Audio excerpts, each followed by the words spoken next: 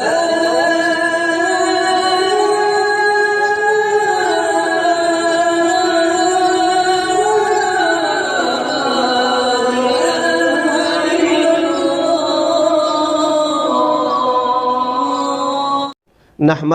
ونصلي على رسوله الكريم اما بعد قال الله تبارك وتعالى في القرآن المجيد فاعوذ بالله من الشيطان الرجيم بسم الله الرحمن الرحيم أينما تكونوا يدرككم الموت ولو كنتم في بروج مشيدة صدق اللہ العظیم۔ جب ٹھاٹھ پڑا رہ جائے گا، جب لات چلے گا بنجارا۔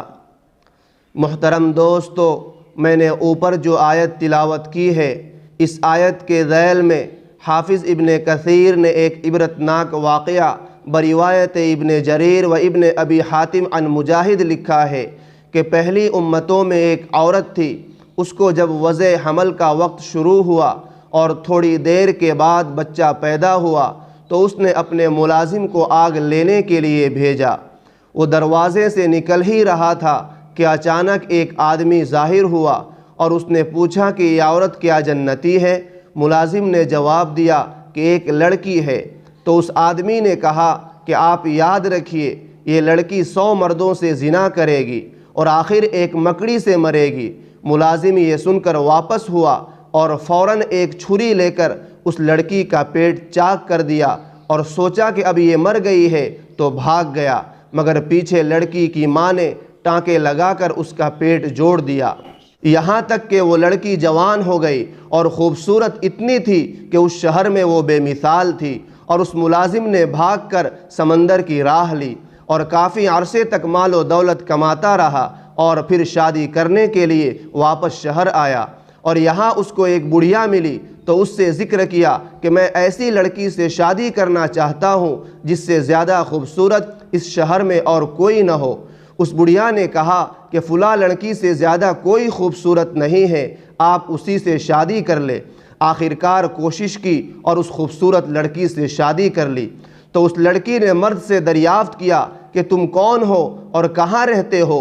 اس نے کہا کہ میں اسی شہر کا رہنے والا ہوں، لیکن میں ایک لڑکی کا پیٹ چاک کر کے بھاگ گیا تھا۔ پھر اس نے پورا واقعہ سنایا۔ یہ سن کر وہ بولی کہ وہ لڑکی میں ہی ہوں۔ یہ کہہ کر اس نے اپنا پیٹ دکھایا جس پر نشان موجود تھا۔ یہ دیکھ کر اس مرد نے کہا کہ اگر تو وہی عورت ہے تو تیرے متعلق 2 باتیں بتلاتا ہوں۔ ایک یہ کہ تو 100 مردوں سے زنا کرے گی۔ اس پر عورت نے اقرار کیا کہ ہاں مجھ سے ایسا ہوا ہے، لیکن تعداد یاد نہیں۔ مرد نے کہا تعداد 100 ہے۔ دوسری بات یہ کہ تو مکڑی سے مرے گی۔ مرد نے اس کے لیے ایک عالی شان محل تیار کرایا جس میں مکڑی کے جالے کا نام تک نہ تھا۔ ایک دن اسی میں لیٹے ہوئے تھے کہ دیوار پر ایک مکڑی نظر آئی۔ عورت بولی کیا مکڑی یہی ہے جس سے تو مجھے ڈراتا ہے؟ مرد نے کہا ہاں۔ اس پر وہ فوراً اٹھی اور کہا کہ اس کو تو میں فوراً مار دوں گی۔ یہ کہہ کر مکڑی کو نیچے گرایا اور پاؤں سے مسل کر ہلاک کر دیا۔ مکڑی تو ہلاک ہو گئی، لیکن اس کے زہر کی چھینٹیں اس کے پاؤں اور ناخنوں پر پڑ گئی جو اس کی موت کا پیغام بن گئی۔ تو محترم ناظرین، یہ عورت صاف ستھرے شاندار محل میں اچانک ایک مکڑی کے ذریعے ہلاک ہو گئی۔ اس کے بالمقابل کتنے ایسے آدمی ہیں کہ عمر بھر جنگوں اور معرکوں میں گزار دی، وہاں موت نہ آئی۔